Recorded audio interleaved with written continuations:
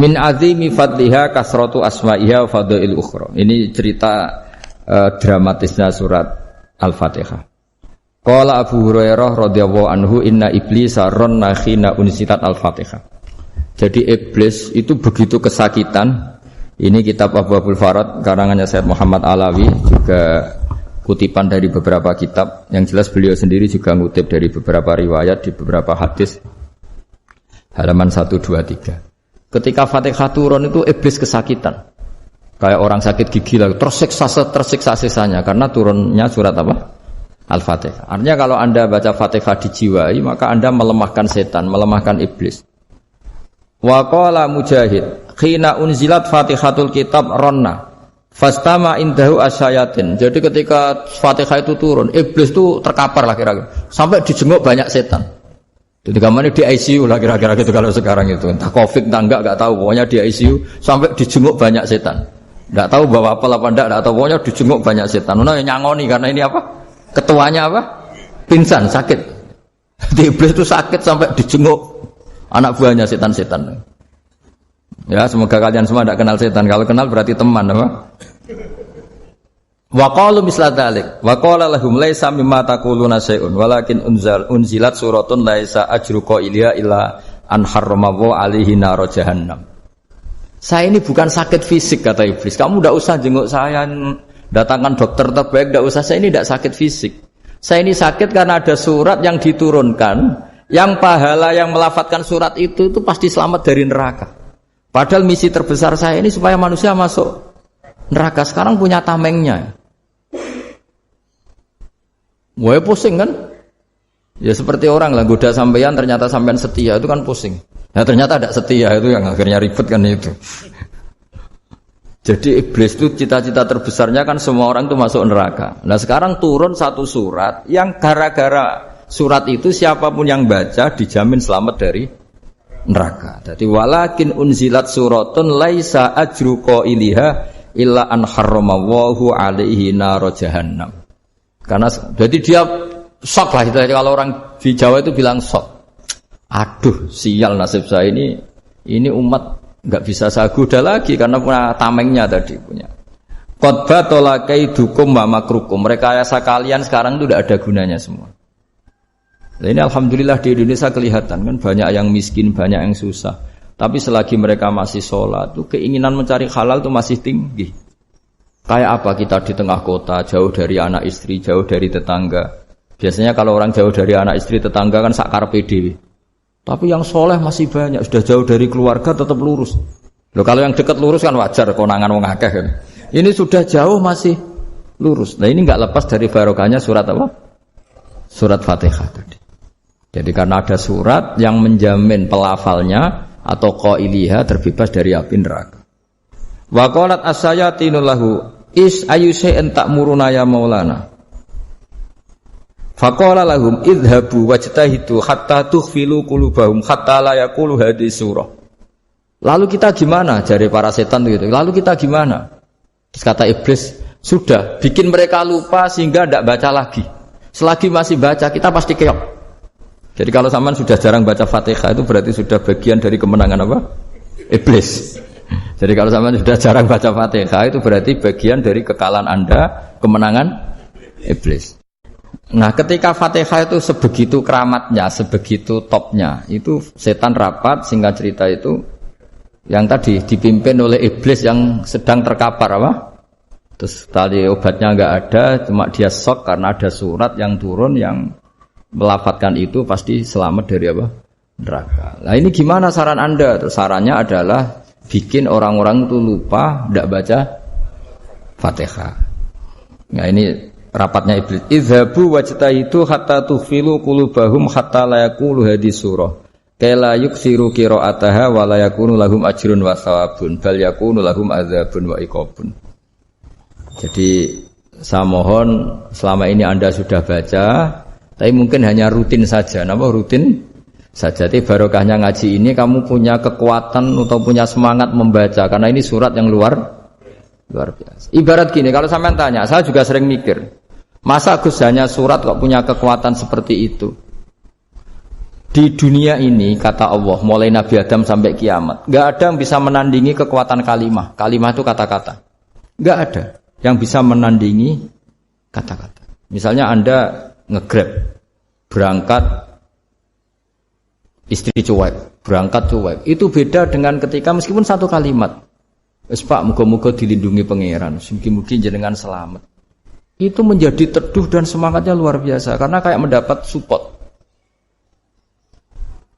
Jadi kira-kira kalimat itu hubungannya kita dengan Allah Fatihah itu seperti itu. Kamu melafadzkan satu kata-kata yang dibenarkan langit bumi, dibenarkan aras, dibenarkan malaikat, dibenarkan semua penghuni di dunia ini. Sehingga itu efeknya luar biasa. Itu seperti gini ya, kamu cerai sama istri, terus nikah lagi katut babon. 10 tahun anak kamu dididik, ibunya benci kamu. Dan memang Anda layak dibenci. Dididik. Dan sampai nggak pernah manggil kamu Pak.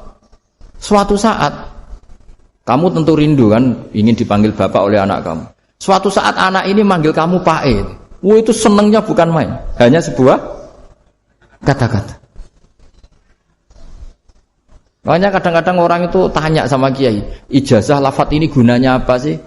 Itu ijazah-ijazah itu untaian kata-kata. Yang kata-kata ini dibenarkan langit dan bumi dan aras dan para malaikat sehingga efeknya itu luar. Nah ibarat seperti itulah, kamu melafadzkan Fatihah itu melafadzkan kata-kata yang dibenarkan Allah dan Rasul dan semua malaikat, semua penghuni langit. Maka ini efeknya pasti luar. Nah di sini lah orang-orang dulu itu tahu keramatnya itu sehingga ketika melawan Belanda, melawan Jepang dulu itu kalimat-kalimat itu menjadi mantra yang luar biasa. Doa yang luar biasa. Tapi di era modern karena orang sudah tidak ngerti itu, dianggap itu mantra, jimat, khurafat, bid'ah, waduh ribet meneh. Sebetulnya tidak seperti itu. Memang kata-kata ini kekuatannya luar biasa. Sama kesakitan hati kamu juga karena itu. Wis ngojek wangilan ya. Lah Pak di bojo kok kowe gagah tok kere. Wah, iku seling terus mesti. Padahal kalimat itu kan tidak melukai secara fisik, tapi ape kerjane sesuk saras-sarasen. Karena terus dengan pengadilan seperti itu kan, ngapain kerja demi perempuan yang seperti ini? Lagi-lagi kata-kata ini luar. Nah bayangkan kalau kata-kata itu adalah kalimat yang diajarkan Allah lewat Rasulnya, lewat malaikat Jibril. Kayak apa kekuatannya? Nah kira-kira Fatihah itu gitu. Kalimat yang baik, kalimatan thayyibah diajarkan oleh Allah dan Rasul. Kayak apa kira-kira kekuatannya? Pasti luar biasa.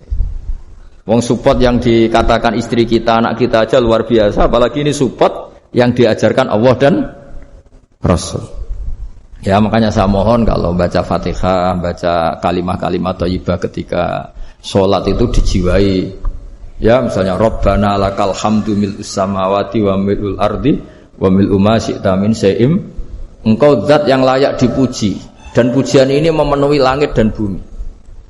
Karena kita tahu enggak ada sejengkal di alam raya ini kecuali di situ ada rahmat Allah. Misalnya kamu bisa lewat sampai rumah saya, kamu mungkin anggap biasa saja. Coba kalau ngalami likuifaksi, tahu-tahu bumi ini ambles, bisa ngelewati yang likuifaksi itu luar. Tanyakan orang pernah ngalami likuifaksi di Sulawesi, itu melihat bumi bisa diinjak gak ambles itu, wah luar. Dan sampean gak ngalami itu sehingga lewat bumi ya biasa aja. Coba kalau ngalami seperti tidur, ya biasa aja. Coba kalau ada gempa, bahwa bumi tenang ini sudah nikmat yang luar biasa. Masa kamu ngakui nikmat nunggu digituin? Ya kan? Nah, makanya baca Fatihah dijiwai lah bahwa ini kalimat yang luar biasa. Saya teruskan. Warwa Muslimun fi sahihihi an Ibnu Abbas radhiyallahu anhuma annahu qala bainama Jibril alaihi salam qaidun dan Nabi sami'a naqidan min fawqi fa fa'ara saufa qala hadza babun minas sama futihal yauma lam yuftah qaddu ilal yaum fa nazala minhu malakun fa qala hadza malakun nazala ilal ardi walam yanzil qattu illal yauma fasallim wa qala absyir binuraini qad uti tahuma lam yu'tahuma nabiyyun qablak Fatihatul kitab wa khawatimu suratil baqarah. Jadi suatu saat Jibril ini jagongan kira-kira gitu sama Rasulullah. Tahu-tahu langit itu gemuruh. Langit gemuruh kata Jibril terus semuanya ngangkat kepala ke langit. Ini pintu langit baru ini dibuka, yang sebelumnya tidak pernah dibuka seperti ini. Turunlah malaikat, yang malaikat ini pun malaikat spesial yang enggak malaikat murahan lah kira-kira gitu. Yang enggak pernah turun ke bumi kecuali juga saat itu. Dengan penyambutan yang luar biasa, dengan semuanya enggak pernah terjadi. Hanya karena membaca surat Fatihah. Jadi ini surat yang luar biasa, pengawalannya lewat malaikat yang spesial, enggak pernah turun di bumi kecuali saat itu. Penyambutannya juga enggak pernah seperti itu, baru seperti itu. Jadi semuanya itu spesial. Nah, kenapa ini spesial? Karena di situ ada isi puja-puji kepada Allah Subhanahu wa taala. Ada ikrar kita, alhamdulillahirabbil alamin, arrahmanir rahim. Ikrar ini penting. Kalau contoh paling gampang gitulah. Kamu punya istri selama ini cerewet terus. Suatu saat ngomong, "Pak, tak angen-angen ra ono wong lanang koyo sampeyan." Wah, itu langsung ndak ada lelaki sebaik engkau. Itu sampean senengnya Masya Allah. Karena ada ikrar dari seorang istri ke kamu. Nah, bayangkan kalau ikrar kita sebagai hamba diakui oleh Allah Subhanahu, maka ikrar ini akan dicatat sebagai kebaikan kita yang kita panen nanti di akhirat. Karena ada ikrar. Kita ikrar bahwa alhamdulillahirabbil alamin, kita ikrar ar-rahmanir rahim, kita ikrar maliki yaumiddin, kita ikrar iyyaka na'budu wa iyyaka nasta'in. Sampean misalnya jadi orang Indonesia, ketemu orang Indonesia yang makmur di Jerman, terus lupa Indonesia. Kamu orang Indonesia? Enggak, saya enggak orang Indonesia. Mangkel gak kira-kira? Mangkel. Karena salah ikrar kan gitu. Ya, jadi saya mohon jangan anggap kalimat itu hal yang biasa, tapi luar biasa. Nggih, ngoten mawon. Assalamualaikum warahmatullahi wabarakatuh.